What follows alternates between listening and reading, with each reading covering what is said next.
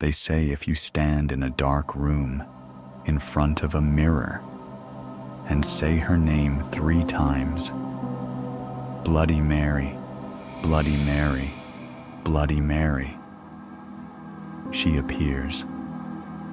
Her face is twisted. Her eyes burn with rage. Sometimes she screams. Sometimes she scratches your face. And sometimes she drags you into the mirror and you're never seen again. But who is she?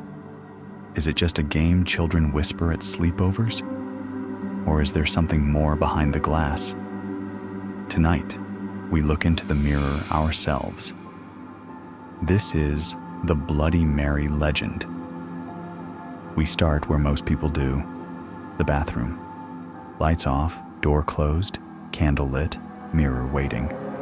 You've probably heard the ritual. Stand in front of the mirror, look into your reflection, say her name 3 times or 13, depending on who you ask. Wait. And if you're lucky, nothing happens. If you're not, Bloody Mary appears. She might scream. She might bleed from the eyes. She might reach out and claw your face open. Why do we do it? Why do children, generation after generation, keep performing this ritual? Is it just a dare, a game of nerves? Or are we keeping something ancient alive? The Bloody Mary ritual is one of the most widespread urban legends in the Western world. It appears in playgrounds across America, Canada, Ireland, the UK, and beyond. Folklorists have tracked it as far back as the 1960s, but the roots go deeper, much deeper. Let's look back, centuries back. Mirrors have long held a strange power in folklore. They were seen as portals, windows to the soul. In Victorian times, families would cover mirrors when someone died because it was believed that a soul could get trapped inside. Some cultures warned, never look into a mirror by candlelight, because that's when the veil between worlds thins. And what is Bloody Mary, if not a spirit reaching across that veil? But who is she? Let's meet some of the candidates. One theory, the most popular, points to a queen, Queen Mary I of England, known to history as Bloody Mary. Born in 1516, Mary Tudor was the daughter of Henry VIII and Catherine of Aragon. She was the first woman to rule England in her own right, and she was Catholic. Very Catholic. When Mary came to power in 1553, England was in religious turmoil. Her father had broken from the Catholic Church to divorce her mother. Her half-brother, Edward VI, had furthered Protestant reforms, but Mary reversed all of it. She restored Catholicism, and she punished those who resisted. In just 5 years, she ordered the execution of over 280 Protestants, burned alive at the stake. Hence the nickname, Bloody Mary. But history is never simple. Mary believed she was saving souls. She saw herself as a servant of God, protecting England's faith. Still, her legacy was soaked in blood and the image of a vengeful woman, ruthless, righteous, tragic, stayed with us. Could she be the face in the mirror? But there are other versions. Some say Bloody Mary was never royal, but something much closer to home. A young girl named Mary Worth, sometimes a witch, sometimes just a misunderstood woman who lived in a rural village. She was accused of dark magic, blamed when children went missing. The villagers, in a rage, dragged her from her home. Some say they hanged her.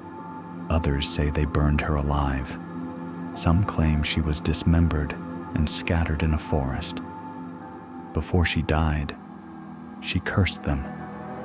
She swore she would return, and perhaps she did, through the mirror. Then there's the version that's more medical. A girl named Mary, sometimes a teen, sometimes a little girl who was disfigured in a terrible accident. Some say her face was slashed open. Others say it was a fire. The legend says she couldn't bear to see her reflection. She became a recluse. Eventually, she died from her wounds, or by her own hand. Now, when you summon her, she shows you her face, and if you scream, she takes yours. So which story is true? Maybe none, maybe all. Urban legends aren't about truth in the historical sense. They're about the truths we feel, the fears we share. And Bloody Mary taps into something primal. Folklorist Janet Langlois studied the legend in the 1970s. She found that girls, especially adolescent girls, were the main carriers of the ritual. It was passed down at sleepovers, shared in whispers between friends, a ritual of bravery and fear. For many, it marked a moment of transformation, a test of courage. You enter the bathroom alone. You face the dark. You summon something beyond. It's a rite of passage, but it's also a mirror. Mirrors don't just reflect your face, they reflect your fears. In psychology, the Bloody Mary legend is tied to mirror hallucinations, a real phenomenon. Stare into a mirror in dim lighting long enough, and your brain starts to play tricks. Your reflection may distort, features melt, faces appear. It's called the strange face illusion. And when you add suggestion, the expectation of Bloody Mary, your mind can make you see her. It's not magic. It's your own fear staring back. So what is Bloody Mary? A ghost? A warning? A test? Or just us, confronting ourselves in the dark? Maybe she's all of it. That's what makes her powerful. She evolves. In the internet age, she's still here, but she's changed. There are YouTube challenges, TikToks, Reddit threads. People still try the ritual, still claim to see her, still run screaming from the bathroom. Bloody Mary isn't just a ghost. She's a mirror of our fears of death, womanhood, rage, beauty, the unknown. She's our shadow self. So the next time someone dares you to go into the bathroom, turn off the lights, light a candle, and say her name, ask yourself, what are you really afraid of? This has been the Bloody Mary legend. Stay curious, stay brave, and remember, the mirror is always watching.